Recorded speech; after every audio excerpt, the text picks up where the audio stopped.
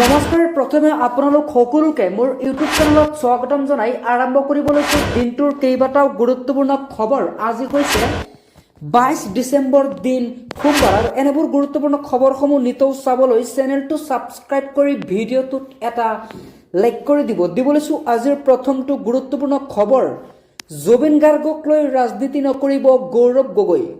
এবাৰ জুবিন গাৰ্গক লৈ ৰাজনীতি নকৰিবলৈ হুংকাৰ প্ৰদান কৰিছে এগৰাকী ব্যক্তিয়ে। জুবিন গাৰ্গে ৰাজনীতি বেয়া পাইছিল, গৌৰৱ গগৈয়ে বহুত পিছত জুবিনৰ কথা গম পাইছে। জুবিনৰ গান বহুত পিছত শুনিছে। APCCৰ সভাপতি গৌৰৱ গগৈয়ে জুবিনক ভাল পোৱাৰ অধিকাৰ আছে, কিন্তু ৰাজনীতি নকৰিব। জুবিনক জুবিন হৈ থাকিব দিব লাগে।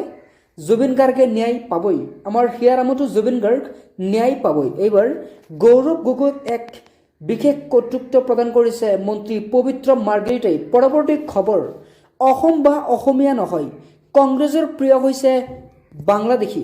এইবাৰ নৰেন্দ্ৰ মোদীয়ে যিহেতু অসমলৈ আহিছে, অসমত আহিয়ে তেওঁ এখন মঞ্চত এনেদৰে মন্তব্য কৰিছে যে কংগ্ৰেছে ভাল পায় কেৱল অবৈধ বাংলাদেশীক। কংগ্ৰেছে দেশ বিৰোধী চিন্তাক প্ৰাধান্য দিয়ে। মই চাইৱালা হয়, মই যদি চিন্তা নকৰোঁ কোনে কৰিব? চাহ বাগিচাৰ ৰাইজৰ কথা কেৱল আমি চিন্তা কৰোঁ। এনেদৰে কেইবাটাও মন্তব্য কৰিছে মোদীয়ে। কংগ্ৰেছে অসমৰ বনাঞ্চল, অসমৰ মাটিত অবৈধ অনুপ্ৰৱেশকাৰীক আশ্ৰয় দিয়ে। কংগ্ৰেছে কেৱল ভোট বেংকৰ কথাই চিন্তা কৰে, বেলেগৰ প্ৰতি কোনো গুৰুত্ব নাই কংগ্ৰেছৰ। এনেদৰে কেইবাটাও মন্তব্য কৰিছে মোদীয়ে। আপোনাৰ পৰিচয়ৰ লগতো কংগ্ৰেছৰ কোনো সম্পৰ্ক নাই, কংগ্ৰেছে কেৱল চৰকাৰ বিচাৰে আৰু শাসন বিচাৰে। এনেদৰে মন্তব্য কৰিছে। কংগ্ৰেছে ৰক্ষণাবেক্ষণ দি আছে অবৈধ অনুপ্ৰৱেশকাৰীক।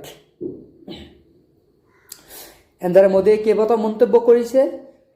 বাংলাদেশৰ মুছলমানক উভতি ধৰিলে ভাৰতীয় মুছলমানে। এইবাৰ বাংলাদেশীৰ গাত নাই প্ৰকৃত ইছলামৰ তেজ। বাংলাদেশীৰ গাত অকণমানো ইছলামৰ প্ৰকৃত তেজ নাই বুলি মন্তব্য কৰিছে। বাংলাদেশত হিন্দু নিৰ্যাতনৰ পিছতে উভতি ধৰিছে এইবাৰ ভাৰতীয় মুছলমানে। বাংলাদেশী মুছলমানৰ গাত নাই অকণমানো ইছলামৰ ৰক্ত। য'ত উগ্ৰবাদ আছে তাত ইছলাম ধৰ্ম নাথাকে। বাংলাদেশৰ মুছলমানে বিশ্বত লজ্জিত কৰিছে মুছলমানক।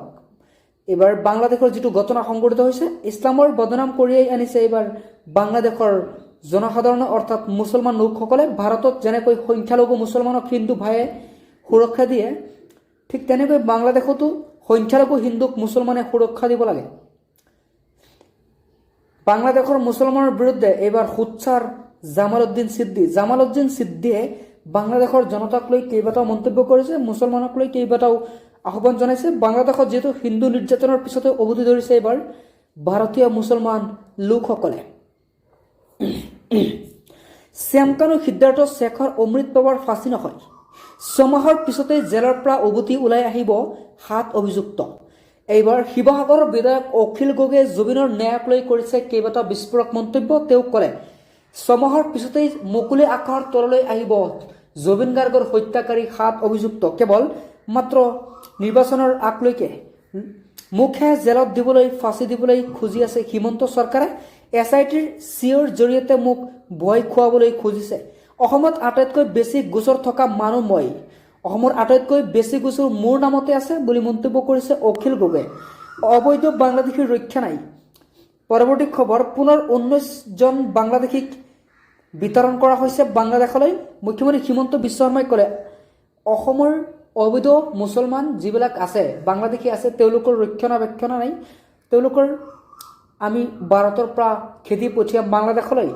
অসমত ৰক্ষা নাই। অবৈধ যিসমূহ বাংলাদেশী আছে তেওঁলোকৰ ধৰা পৰিলেই এটা এটাকৈ সীমা পাৰ কৰা দিয়া হ'ব বাংলাদেশীক। অসম আৰক্ষী আৰু BSFে চলাইছে অসমৰ বিভিন্ন প্ৰান্তত অভিযান। অবৈধ বাংলাদেশীক দেখা মাত্ৰই ভাৰতৰ সীমাৰ পৰা পাৰ কৰা হ'ব তেওঁলোকক। মিয়াৰ ৰক্ষক কংগ্ৰেছকো তীব্ৰ সমালোচনা কৰিছে হিমন্তই।